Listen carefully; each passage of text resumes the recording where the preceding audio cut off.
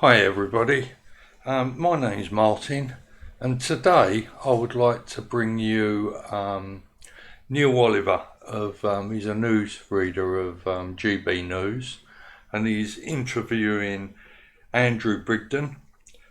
This is the guy that was sacked by the fake Conservative Party for not following the party narrative. He was standing up for the people of his constituency, and in a subject that he is, I would say, an expert in.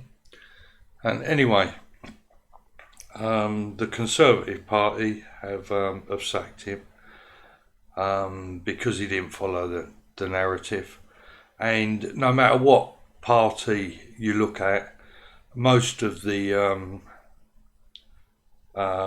the politicians within them parties, are the top five, let's say, political parties in the UK, if they don't follow the narrative, they're out. So things need to change. I'm supporting the Heritage Party. It's a new party, and it's looking for candidates all around the UK. It's what we need. And if we don't see change, we're all going to be controlled by these governments that are not listening to the people. They're doing what they want to do. They've forgotten that they work for the people.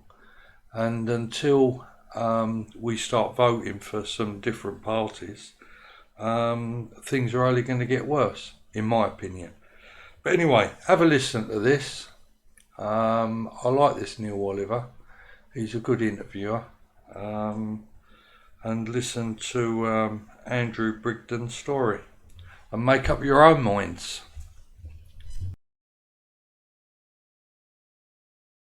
My first guest tonight is Andrew Brigden, MP for North West Leicestershire.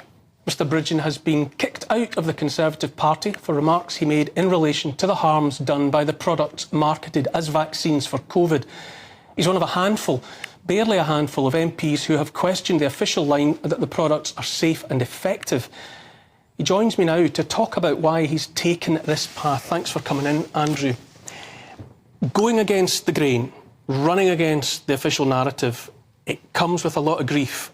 What did you see and experience that persuaded you to take this path?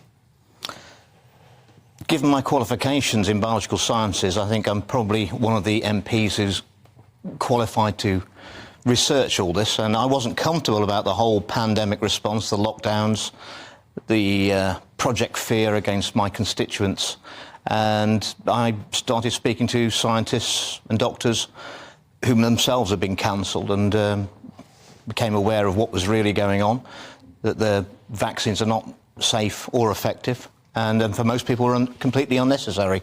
And then I got very worried about the narrative. I could have spoken out earlier, probably 12 months earlier, but it was when the MHRA went to the government and asked for permission to extend the vaccines down to babies of 6 months, and then I felt I had to speak out, and thankfully the government reversed on that. What is it like for you now in Westminster? What's the atmosphere? It's like being in a sort of parallel universe. Certainly, the elected politicians are not happy with me. They're getting a lot of emails from their constituents which they don't want to answer. But what you have to remember is there's about 4,000 real people who work in Westminster, the cooks, the cleaners, the security guards, the clerks, and they're very, very supportive of my position and have been all the way through. It seems to me that every MP in the House must have surely been contacted by at least one constituent to raise some kind of question about the vaccine products and the effects that they've had on someone close to them. And yet, when you stood up on your hind legs in the House to ask for your colleagues to come together to debate it, everyone was conspicuous by their absence. How do you rationalise that in a place that's supposed to be the home to spirited debate? Well, we're always told that we're supposed to speak as elected representatives in the mother of all parliaments without fear or favour. Unfortunately, what we've got in the Parliament now is there's a lot of fear and there's a lot of favour.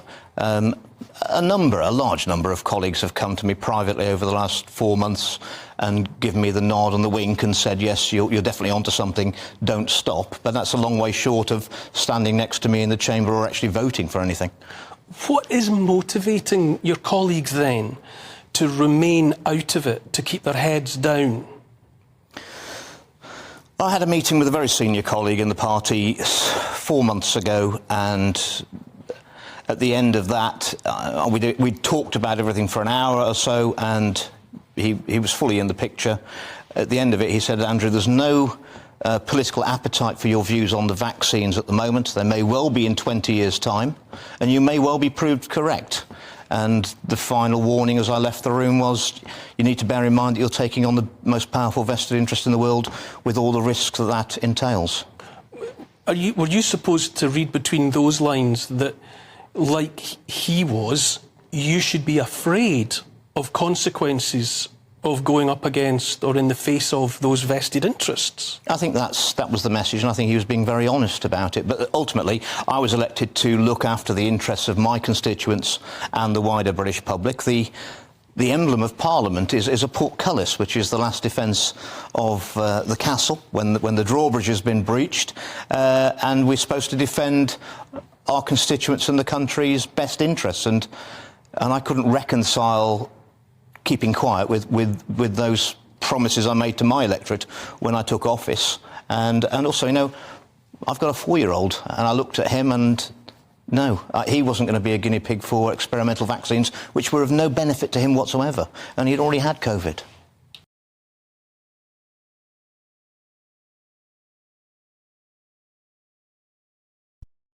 Guys, well, you need to make up your own minds about that one. I know exactly what I think, and the bit that takes me there is the end of it, where Andrew was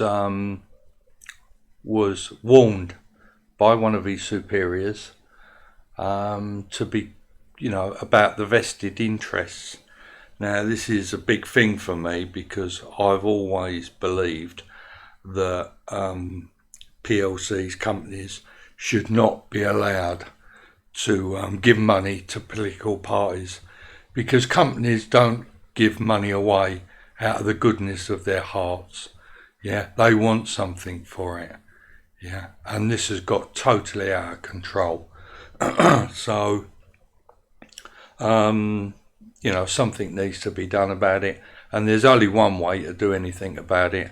We need to move away from the top 5 political parties. We need a new party with people in place that are working for the people of the country and not self-serving. We don't need self-serving politicians anymore. We've had enough of them, and they've taken everything too far now, I think. Anyway, make up your own minds. Don't forget, take a look at the Heritage Party, and let's hope that Andrew is looking for a new post with another party, and let's hope that he has a look at the Heritage Party as well. Anyway, thanks very much, and I will speak to you again soon. Bye then.